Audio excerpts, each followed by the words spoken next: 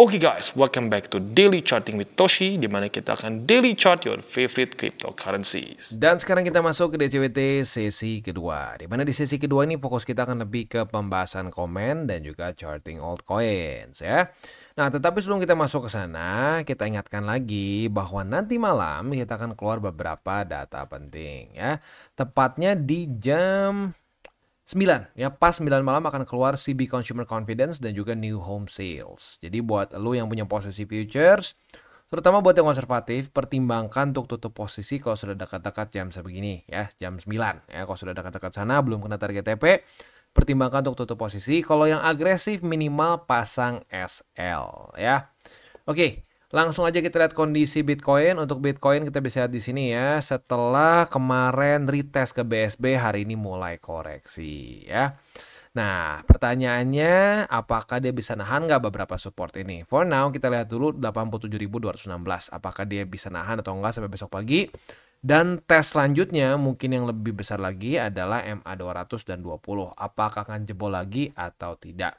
Lagi-lagi untuk statistik BSB gue nggak mau ngulang lagi di sini ya karena takut kepanjangan. Buat lo yang penasaran silakan nonton di DCWT sesi pertama. Biasanya gue reminder untuk statistik BSB kalau jebol itu ada di DCWT sesi pertama ya. Buat yang penasaran silakan bisa nonton ya. Oke, langsung aja kita masuk ke Bitcoin Dominance. Untuk Bitcoin Dominance kita bisa di sini, wah koreksinya lumayan nih ya, dan kembali lagi ke posisi awal ya.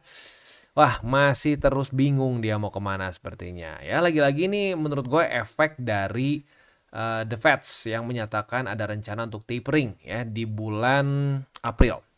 Nah, ini buat yang nggak tahu, sekali lagi gue udah pernah bahas beberapa kali tapi nggak apa, gue ingetin lagi. Ya, tapering ini bukan berarti pasti akan aman masuk QT-nya beres. Enggak ya, karena gini, tapering pernah terjadi juga di 2024 ya. Lo boleh cek sendiri, cari newsnya QT tapering itu di bulan Mei Juni lah ya. Jadi diumumkan di Mei, diberlakukan di Juni ya. Nah, hasilnya seperti apa? Kita bisa di sini ya, ini di Mei diumumkan, lalu di Juninya kita bisa di sini sempat ada tapering.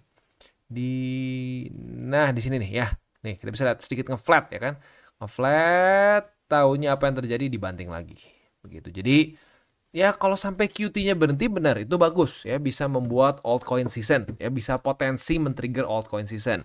Tetapi kalau ternyata taperingnya cuma ya asal-asal aja sedikit di sini terus dibanting lagi, ya nggak akan guna begitu. Jadi ya udah sabar dulu aja, kita tunggu sampai nanti April. Sekarang udah mulai ada tanda-tanda sih ya, ada turun sedikit tapi masih di daerah-daerah situ. Nah, kalau sampai bisa begini ya stabil ya kayak di 2016 ya seperti di sini. Nah, kita ada potensi bisa ada altcoin season karena datanya kita bisa lihat di sini ya. Untuk mendapatkan altcoin season itu minimal kita jangan QT. Itu yang paling mendasarnya. Lebih bagus lagi kalau QE seperti di sini. Nah, waktu QE lebih subur gitu ya. Oke, langsung aja kita masuk ke komen. Yang pertama dari Gegar mana nih? Gegar Siano ya. Anda benar mengenai dukun-dukun tersebut. Saya sudah coba beli kelas mereka, akhirnya rugi besar juga. Ya, gak apa ya, sama kayak gue juga dulu pernah rasain. Yang penting apa? Udah kena dukun, udah kena orang yang so tahu market. Nah, belajar begitu ya, belajar bahwa ya mereka juga nggak tahu market mau kemana. Jadi ya selalu pakai fakta data statistik. Nah, nggak apa. Yang penting mau belajar itu udah satu modal yang besar ya. Next dari Adisya Bisma ya. Wah, thank you, ada super thanks dari Bro Adisya Bisma ya. Sekali lagi super thanks ini sangat membantu perkembangan dari TCI karena seperti yang kita sudah sering bahas ya, di TCI tidak ada namanya konten yang khusus untuk VIP atau apa gitu ya, nggak ada. Semua kontennya for free. Jadi super thanks, selalu lo yang menggunakan link reflektor di bawah, itu sangat membantu perkembangan dari TCI ya. Oke, kita baca dulu komennya. Bang, boleh request nggak? Bahas altcoin dari sisi fundamental bagus. Terus prospek kedepannya gimana? Jadi biar kita bisa lebih tahu altcoin mana yang pantas untuk ditembak. Bukan sifat mengajak, tapi buat kenalan aja sama altcoinnya. Keputusan tetap di viewer bang. Dulu gue pernah sih ada berapa kali ya. Tapi ya gini, kalau mau patokannya sebenarnya simpel. Yang pertama cari dulu yang market cap-nya jangan terlalu kecil. Begitu ya. Dan itu gampang banget. Lu tinggal cari di CMC. Lu bisa lihat top 10 itu rata-rata market cap-nya besar. Nah, setelah itu lu lihat lagi ya. Nah ini harus sedikit research ya. Contohnya kayak misalkan XRP, BNB, Solana gitu ya. Nah, lu bisa cek fundamentalnya. Kalau mau ngomong apa ya? Kalau mau ngomong sebenarnya pure fundamental akan bikin aman juga enggak ya? Karena kalau kita mau ngomong Solana tuh sebenarnya fundamental mereka sedikit berantakan di cycle kemarin ya. Nah, tapi dia hype-nya cukup kebangun sehingga di cycle ini malah outperform jauh kompetitor-kompetitornya dulu ya. Di masa-masa dulu berarti kan kompetitornya tuh ada Apex, ada Matic gitu ya. Nah, sekarang Apex Matic itu ya terjun payung begitu ya. Nah, jadi ya gini ya, fundamental bagus sekali lagi bukan jaminan juga, bukan jaminan tetapi membantu sekali untuk bisa bertahan lah begitu. Kayak contoh yang fundamental bagus gitu ya, yang oke-oke aja kayak BNB. BNB nggak ada permasalahan signifikan. Ripple permasalahan fundamentalnya dulu adalah SEC. Selain dari itu nggak ada permasalahan yang besar begitu ya. Nah, SEC-nya beres, udah boom naik ke atas ya. Nah, jadi mungkin patokannya itulah yang pertama market cap, terus selanjutnya fundamental ya. Tapi lagi-lagi bisa kadang-kadang fundamental tuh bisa ada anomali-anomali juga seperti Solana begitu yang jujurnya kalau ditanya, "Bang, lu nyangka nggak sih Solana bisa segila ini di cycle ini?" gitu ya. Jujurnya nggak begitu, karena sekali lagi buat lo yang nggak tahu ya, secara fundamentalnya Solana itu udah pernah ngejam berapa kali. Ya udah pernah berapa kali ngejam si blockchainnya, lalu juga dia sempat terkait juga sama FTX ya. Salah satu investor yang lumayan besar juga ke Solana itu adalah dulu si Sam Bankman-Fried ya, si SBF. Dia itu dulu yang punya FTX begitu, yang sekarang di penjara. Nah, tapi surprisingly di cycle ini boom begitu. Jadi ya kadang-kadang altcoins tuh ada juga elemen hoki-hokian juga begitu ya. Tapi tetap ya fundamental boleh diperhatikan, tapi nggak bisa jadi wah pokoknya fundamental bagus pasti outperform, nggak juga ya. Kadang-kadang ada faktor X tertentu begitu ya. Next dari Rino Swindro, Bang, kalau seumpama target BSB tercapai berarti ada potensi lower high ya. Tapi kalau seumpama BSB sudah terlewat, apakah akan ada sideways dulu atau langsung sebentar terlewat, apakah sideways dulu atau langsung terjun, Bang? Maksudnya terlewat tuh gimana? Jadi reclaim atau enggak? Kalau reclaim dan mantul, enggak, justru malah bagus ya. Itu malah kemungkinan besar akan lanjut membuat higher high. Jadi statistiknya gini. Statistiknya, kalau dia jebol di bawah dari BSB, itu sering kali membuat lower high. Nah, lower high-nya ini bisa kena, bisa enggak. Tapi cukup sering retest dulu ke BSB and then membuat lower low. Begitu. Nah, itu statistik kalau jebol dari BSB begitu. Nah, kalau misalkan dia reclaim seperti yang terjadi di sini ya. Nah, kalau dia reclaim, pertanyaannya satu, berhasil mantul nggak? Kalau cuma retest seperti di sini ya, ngebuat doji, belum ada weekly close yang bullish, itu belum mantul hitungnya. Itu hanya retest. Nah, kalau retest seringkali fake out seperti di sini, fake out. Nah, yang kita perlukan adalah saat dia reclaim terjadi pantulan, yaitu weekly close bullish di atas dari BSB. Nah, setelah itu statistiknya dia akan membuat higher high, even new all time high. Begitu. Ya, itu statistiknya gitu. Angka BSB di angka berapa aja, Bang? Nah, ini lu sebenarnya gampang banget, lu tinggal masukin aja di sini ya. Lu klik ke bagian yang indicators ya. Indicators cari Bollinger Band ya. Bollinger Band lagi. sorry. Cari Bull Market Support Band by ZK Dev ya. Ini yang gua pakai ya. Kayaknya ada juga yang lain sih, tapi ya kalau gua sih pakai yang ini ya. Tapi sebenarnya sama aja sih ya. Yang penting Bull Market Support Band and then lu tinggal klik keluar langsung di sini seperti ini ya. Nah, untuk sekarang BSB itu udah di angka 88.267 sampai 94.646 begitu. Dan ini bergerak ya karena dia bentuknya tuh moving average. Jadi ini adalah SMA 20 dan EMA 21 begitu ya. Jadi sebenarnya simple, ini adalah indikator yang sangat simple, tapi nggak tahu kenapa di BTC ini sangat statistiknya itu sangat akurat begitu ya, sangat predictable begitu ya. Dan mungkin nggak BTC akan sideways di area BSB? Salam tabur cuan, Bang. Wah ya, gini, bisa nggak sideways di daerah BSB? Ya sebenarnya bisa-bisa aja. Kayak di sini kan kerasanya kayak sideways kan. Nah ya, kerasanya kayak sideways. Reclaim gagal jebol, reclaim gagal jebol. Nah, tinggal statistiknya aja nanti bermainnya, dia mantul nggak. Kalau dia mantul ya udah siap-siap new all time high kemungkinan besar ya, atau minimal higher high dulu deh ya, minimal membuat higher high begitu ya. Next dari Denis Sriwibowo ya, Lanjut sampai akhir hayat dengan ikhlas hati ngasih ilmunya bosku. Mantap, pasti ya, terus ya sampai sampai akhir hayat ya. Oke, oke, oke. Lalu dari do you know that's ya. Dukun dukun banyak bacot aja, faktanya malah turun. Mending ikut arahan Mak Toshi aja, 70-30 aja itu udah paling benar sambil riset altcoin yang kita mau beli. Sukses terus channelnya Bang. Salam tabur tuai. Mantap, salam tabur tuai juga ya. 70-30, 3 golden rules terus dilakukan. Tiba-tiba profit sendiri ya, nggak stres, nggak apa, tapi profit. Mantap ya. Next. Dari Oledil, waduh, Oledil dia follows, wah itulah ya, panjang ya. Makasih kok, setelah nonton channel ini portoku sedikit demi sedikit naik, mantap ya. Jadi kalau gua pribadi mendingan naik sedikit-sedikit, nggak yang aneh-aneh, nggak yang pengen 10x, 100x, tapi beneran profit. Dibandingin dijanjiin 100x, dijanjikan berapa x, malah minus gitu. Dan ya kuncinya apa? Suka nggak suka adalah kuncinya BTC. Begitu ya. Next dari Sony Widyastono, sakit perut nahan ketawa, kalau pengennya boom langsung 1 juta katanya. Ya ini gue tadi pagi sedikit ngejoke ya. Jadi ya kita bahas mengenai statistik BSB ya, dimana possibility-nya bisa membuat lower low ya. Kalau terus gue bilang, nah itu statistik. Kalau nanya keinginan gue ya gue keinginannya ngepam, iyalah. Ya dong, kan gue pegang kripto ya. Kalau ngomong cuma keinginan, nggak pengen tahu statistik, nggak mau mencoba untuk mengerti market, ya gue pengennya begini, naik ke atas nggak usah pakai rem begitu. Tapi kan nggak bisa ya. Jadi kita memang harus harus peka terhadap market, dia ngasih sinyal apa. Statistiknya jelas kok, kita udah bahas berkali-kali juga gitu ya. Wah ini ada dari Bro Ainan ya. Itu tandanya kalau Mak Toshi lagi campur emosi plus greget tuh kak. Salam tebur tuai. Enggak lah, enggak emosi. Cuman ya gue ingin mengingatkan aja ya. Mengingatkan bahwa keinginan kita sama fakta di lapangan, fakta di market itu seringkali berbeda. Begitu. Jadi kita harus ceraikan antara perasaan kita sama fakta di market. Begitu. Karena kalau kita terlalu sering baper, bawa perasaan ke market, itu boncos mulu. Begitu ya. Next. Dari Rafael Evan. Ya, saya belum tahu TCI pas 2024. Tapi emang market bener-bener brengsek.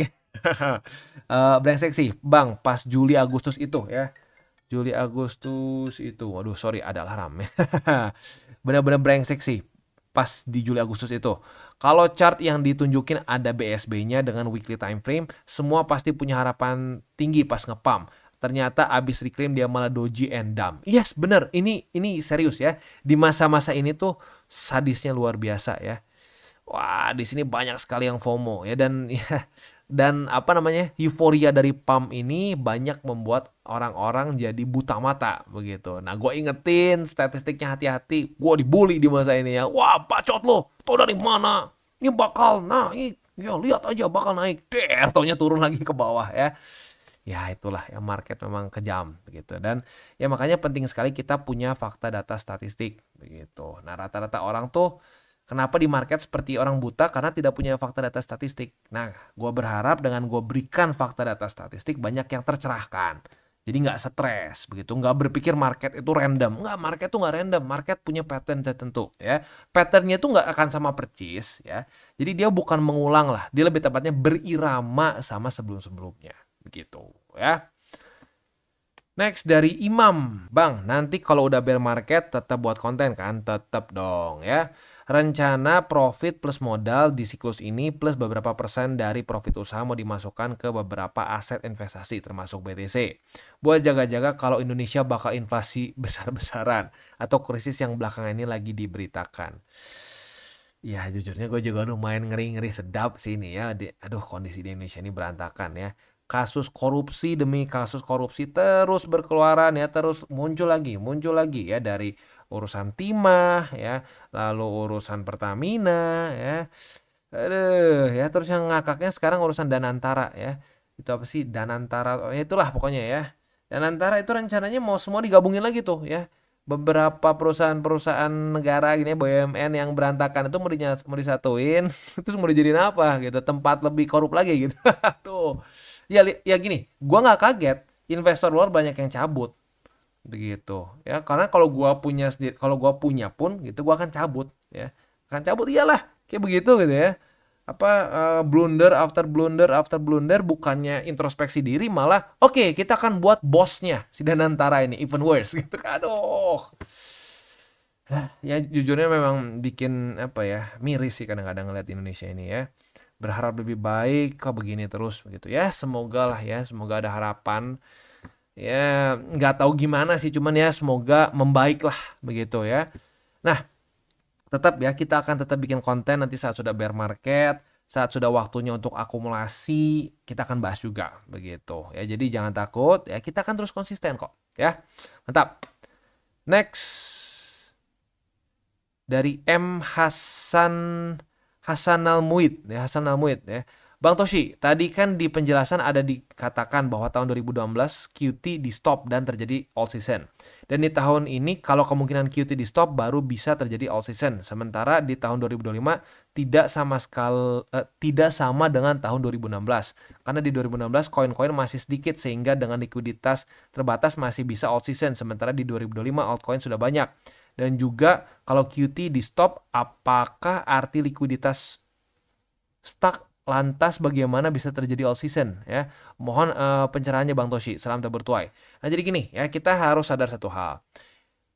Di 2016 banyak gak ini altcoins? Banyak banget ya, dan banyak sekali yang mati juga. Begitu. Atau dari mana lu Bang? Ya gue kan kena tuh salah satunya 2016 ya, altcoins bullshit yang akhirnya jadi debu. Begitu. Jadi gini, menurut gua ya, kalau sampai sekarang terjadi altcoin season ya, atau lebih tepatnya gini lah, ada liquidity masuk ke market, QT berhenti, ya kita punya potensi yang besar tetap masuk ke altcoin season begitu. Tapi gini loh, jangan sampai orang berpikir seperti ini, karena ada yang berpikir seperti ini kalau gua perhatiin ya.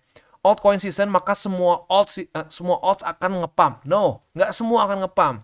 Some itu akan mati aja nggak jelas gitu, paling cuma kayak ngambang kayak tai gitu. Ada dari 2016, 2021 ya, di cycle sebelumnya gitu ya, di cycle kemarin lah ya. Itu jangan pikir masuk altcoin season pasti semua altcoins gacor. Enggak. Cukup banyak kok altcoins yang tetap aja mati suri aja gitu kayak nggak ngapa-ngapain. Ada.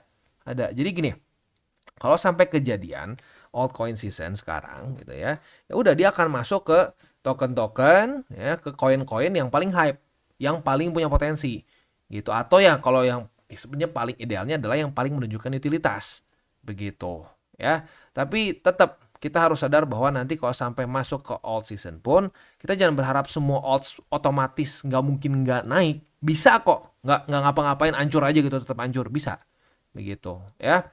Nah terus gini, kalau ngomongin kenapa kalau QT stop artinya likuiditas gini, saat QT berhenti begitu ya, orang-orang akan cenderung lebih berani untuk melakukan investasi ke aset-aset yang lebih berisiko.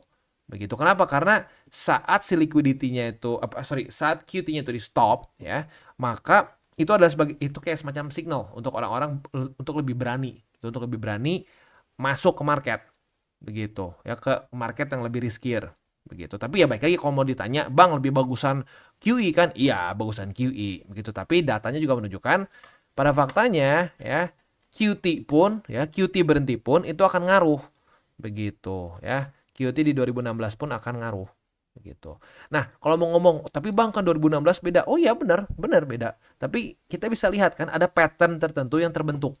Begitu. Sama kayak gini lah ya, sama kayak misalkan lu masak gitu ya. Masak, lu biasa tinggalin misalkan nih, lu ngegoreng, lu tinggalin semenit ya. Nah, itu jadi patokan kan ya. Nah, tapi Bang kan selanjutnya masaknya ayamnya beda, ya minyaknya beda. Ya kenapa kita harus semenit juga? Ya itu patokannya. Ya cobain aja silakan 2 menit. Kalau gosong berarti kan pembelajaran begitu. Ya, nah kita itu belajar dari fakta data statistik yang sudah terjadi di sebelum-sebelumnya, yang terulang terutama begitu. Nah ini ya datanya menunjukkan yang pengulangannya adalah saat masa-masa QT susah untuk all season. Minimal QT-nya berhenti, all season bisa terjadi. Ya udah, kita punya data itu ya, tinggal kita ekspektasinya ya, kita lihat aja nanti kalau sampai QT-nya berhenti, ya kita expect ada kemungkinan bisa mulai terjadi altcoin season. As simple as that. Begitu. Tapi sekali lagi ya, gue harus tekankan, kita harus sadar bahwa Jangan lu berpikir kalau semua altcoins tuh akan selamat. Enggak ya, sekali lagi, enggak semua akan selamat. Banyak yang tetap udah aja jadi loser gitu ya. Si altcoinnya jadi loser, nggak ada yang tertarik. Begitu. Nah, ini banyak terjadi sebenarnya instead of alts, lebih banyaknya terjadi di memes lah. Alts juga ada, tapi lebih banyaknya memes. Jadi memes yang udah kehabisan bensin ya udah mati aja, mati suri, udah nggak ada yang peduli. Begitu ya. Oke. Next dari Ignatius Franz Dito. Terima kasih kok. Cuma channel ini yang selalu konsisten dari segi apapun, entah disiplin ilmu, jam upload, dan reminder. Nggak bakal bosan dengerin channel ini karena penjelasannya by data, statistik, dan mudah dipahami. Tetap berkaya Kotoshi dan Sato ya. Salam tabur tuai, Tuhan memberkati. Tuhan memberkati juga. God bless you ya. Thank you. Nah, yang terakhir dari Hen Junior. Bang, izin tanya. Kayaknya Bang Toshi penggemar anime Naruto ya. Selama ini bahasnya bandingannya selalu ke anime Naruto, Bang. Ya, soalnya kenapa Naruto semua orang tahu. Begitu. Sebenarnya anime-anime lain juga gue lumayan suka sih. Ya, tapi nggak apa belakangan ini gue nggak terlalu sering sih. Nggak terlalu sering nonton anime lah. Ya, makanya Naruto tuh karena semua orang tahu lah. Mau dari bocil sampai yang udah tua juga semua tahu. Karena itu terlalu mendunia gitu zaman dulu ya. Ya, jadi itu buat ini aja lah, apa namanya, buat analoginya aja. Buat yang nggak tahu gue ngomongin apa, kenapa ada Naruto, gue kayak ngebahasain urusan di XY tadi ya. Gue bilang tuh kayak si Rock Lee tuh ya, di XY tuh kayak beban di kaki gitu ya. Buat lu yang penasaran, udah deh nonton lagi DCWT sesi 1 lah ya. Oke. Itu kurang lebih untuk komen-komen pada hari ini. Selanjutnya kita masuk ke buy limit. Tetapi sebelum kita masuk ke buy limit, seperti biasa gue akan disclaimer dulu bahwa semua konten dari TCI bukan financial advice. Ini semua bentuknya adalah edukasi. Lalu bagaimana cara untuk mendukung TCI? Ada banyak caranya. Lu bisa like our video, bisa share our video, itu juga bisa menggunakan link referral kita di bawah. Dan sekarang kita akan dengar lu pesan-pesan sponsor kita pada hari ini. Oke, today's video is brought to you by Bybit. Dimana di Bybit ini kita bisa melakukan berbagai macam hal ya, mulai dari yang newbie sampai yang sudah advance. Buat mungkin lo merasa bahwa aduh bang, gue masih nggak ngerti nih TA, gue masih nggak ngerti charting dan seterusnya, tapi pengen akumulasi, pengen DCA murni, bisa lo tinggal masuk ke sini one click buy, dimana lo bisa pilih lo mau pakai apa ya fiatnya, lo tinggal pilih juga asetnya apa ya. Misalkan lo pengen akumulasi BTC, misalkan setiap hari Senin jam 7 pagi, misalkan gue pengen akumulasi BTC sebesar Rp100.000 misalkan ya, lu bisa langsung lakukan di sini. Bisa peer to peer, bisa Dana, Bank BRI dan lain-lain. Ini gila ya, bisa pakai BCA Mobile dan seterusnya. Jadi Bybit ini memang cocok banget buat orang-orang yang tinggal di Indo ya, bisa langsung pakai bank-bank yang memang sudah biasa kita pakai di Indo ya.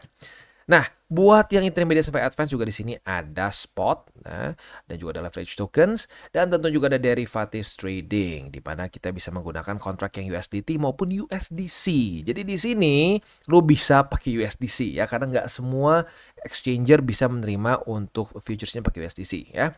Dan tentu juga lo bisa earning bunga juga dari kripto lo dan lain-lain. Dan tentu juga di sini kita bisa melakukan copy trade ya, di mana copy trade dari Bybit ini sudah cukup terkenal ya, dan kita bisa mendapatkan keuntungan juga. First copy trade kita bisa ada protection 100 USDT loss coverage ya, dan seterusnya ya. Jadi buat lo yang tertarik bisa silakan pakai, klik di link referral kita di bawah. Kita masuk ke Solana. Untuk Solana kemarin ngepump 8,66% ya, maka dari itu secara spot ada beberapa struktur support baru ya. Jadi untuk sekarang buy limitnya ada di angka 137,39, lalu di 135,6 dan di MA20. Itu untuk posisi spot di Solana. Untuk posisi futuresnya masih belum ada setup ya. Next kita masuk ke SUI ya. Untuk SUI kemarin kan kita udah dapat posisi long ya, udah profit. Nah, sekarang dia retest pertama di MA20 sebagai support. Kita lihat besok. Kalau besok daily close dari SUI ya. Kalau SUI di atas dari MA20, nah kita bisa limit posisi long, retest kedua otomatis kebuka posisi longnya. Ya, tapi setup ini kita harus tunggu sampai besok pagi jam 7. Dia di atas nggak? Kalau di atas dari MA20 ya kita ada setup long. Kalau nggak ya berarti belum ada setup lagi ya. Oke, next posisi spot MA20 2,31 dan 2,239 ya. Next, XRP. Untuk XRP dia kemarin reclaim 2,447. Kita lihat besok pagi. Kalau besok pagi dia bisa bertahan di atas dari MA50 atau struktur 2,447, kita ada setup long. Tapi kalau enggak ya sudah, berarti belum ada setup futures. Untuk posisi spotnya EMA 50, EMA 20, dan 2,2705 ya. Itu kurang lebih untuk setup di DCWT sesi kedua ini. Sebelum kita tutup DCWT sesi kedua ini, gue ingatkan sekali lagi 3 golden rules. Jangan pakai uang panas, jangan over leverage, berpikirlah jangka panjang. Dan yang terakhir, salam tabur tuai. Apa yang lo tabur akan lo tuai, jadi taburlah sebanyak mungkin hal baik. Oke guys, jadi itu adalah akhir dari segmen DCWT kita pada hari ini. Dan jangan lupa bagi kalian yang merasakan manfaat dari segmen ini, jangan lupa untuk share ke teman-teman kalian. Dan apabila lu pengen mensupport channel kita, ya TCI, jangan lupa untuk menggunakan link referral kita di bawah. Nggak wajib ya, tetapi apabila lu menggunakan link referral kita di bawah, ada macam-macam ya, dari Bybit, Huobi, Maxi, toko kripto, dan banyak lagi ya. Ya, walaupun nggak wajib, tapi kalau menggunakan link referral kita, lu secara langsung membantu perkembangan dari TCI. Dan satu lagi, jangan lupa juga untuk join Telegram group kita, di mana kita bisa ngobrol-ngobrol santai mengenai dunia cryptocurrency secara dua arah. So, jangan lupa untuk like, subscribe, klik the bell icon, and see you on the next video.